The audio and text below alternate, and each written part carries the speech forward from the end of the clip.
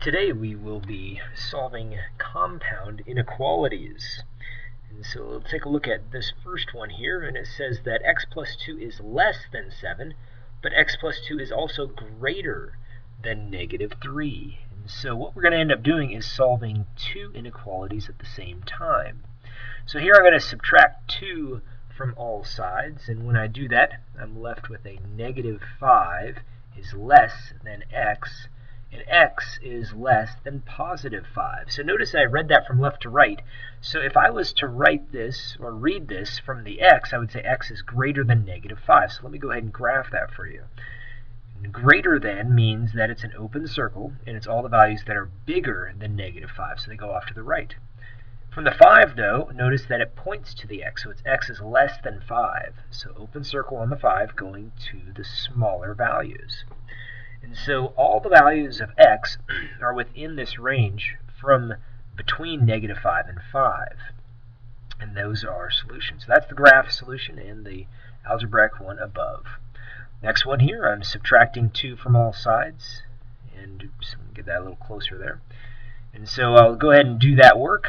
And when I do that, I'm left with 0 is less than x, which is less than 3. So that's my algebraic solution. And notice that when I graph it, again, all the values are between 0 and 3.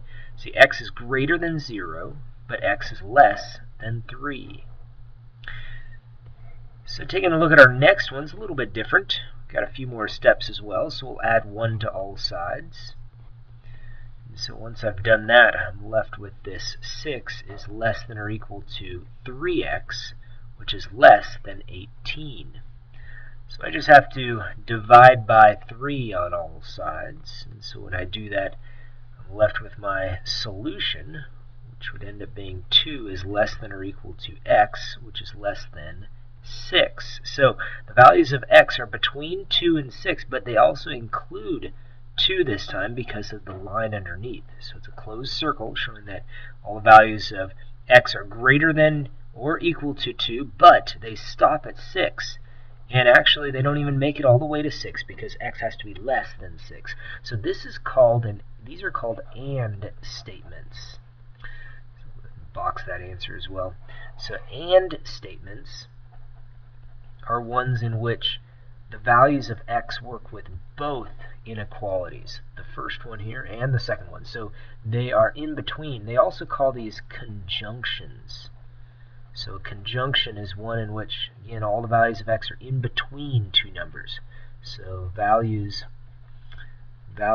of x, or values of the unknown, we'll just call it x for now, are in between two endpoints. Now the next type of two problems, you're not going to see it being an and, it's going to be called an or, and actually in this case they're going to tell us they're or statements. So the way we solve it, again, is we just subtract 2 from all sides. Here I'll do the same thing. And we'll come up with two solutions. So x is less than negative 8. I added because they're the same sign. Or x is greater than 4. Notice that the x value is smaller than the negative. Here it was always greater than the smaller number. And so negative 8 is here. Less than the negative means the values are smaller. They go off to the left.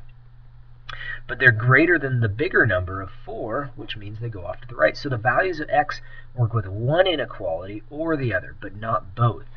And so these are OR statements. And again, OR statements show that the values of x only work with one inequality, not both. So they call these disjunctions. That's what we have here. So we go ahead and solve one more like that. So here I'm subtracting 1. Here I'm subtracting a different number of 5. And so once I've done that, I'm left with this 2x is less than 0, or x is greater than 3. And so from this point, when I divide by the 2, I still end up with 0, because 2 goes into 0 0 times. So x is less than 0, or x is greater than 3. Notice that OR statements, the smaller number, the values of x are always going to be smaller than the smaller number. So they're going off to the left, but bigger than the larger number. So they go off to the right. Now, there's a little saying for these. Notice that The values, again, are x are greater than, and when we deal with absolute value, you'll see that all absolute values that are greater than end up being or statements. The ones that are less than end up being and statements once you isolate the absolute value. Well, we'll see those later on, but let's move on to our word problems here. It says Earth's atmosphere is made up of several layers. A layer called the stratosphere extends from. So when you see the word from, it means it's going to go from that number, 16 kilometers above the Earth's surface. So let's go ahead and draw a little picture here. Here's 16 kilometers above. So from this number to, so 2 means it's going to stop. It's going to stop at this next number here, to 50 kilometers above the Earth's surface. So we're still above, and so that means it's going to go from 16 up and then stop right here at 50. So it's in between these two numbers. So right now I know this is going to be an and statement.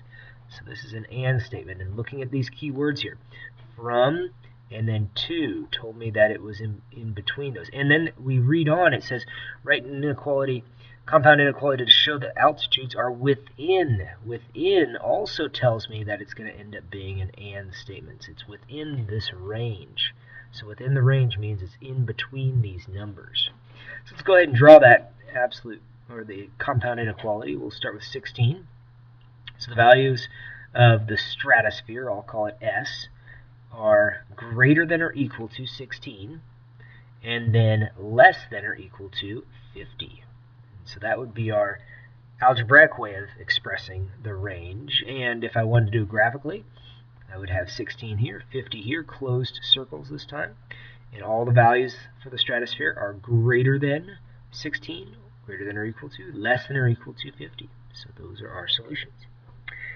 The next one says water is not a liquid if its temperature is above 100 degrees or below 0 degrees. So this is an or statement. It even tells us right there. So we're supposed to write an inequality or a compound inequality for the temperatures of T when water is not a liquid, and that's what we're dealing with here. So we'll start at the smaller number. X is going to be less than, because it says below, so less, that's why I did that, less than 0, or X is going to be greater than because it says above 100. And so that would be my algebraic inequality, algebraic compound inequality. The graphical representation would show X is less than 0, so smaller than 0, but greater than 100. So it goes off in that direction. Now those are the problems that we'll see on tonight's homework. Good luck.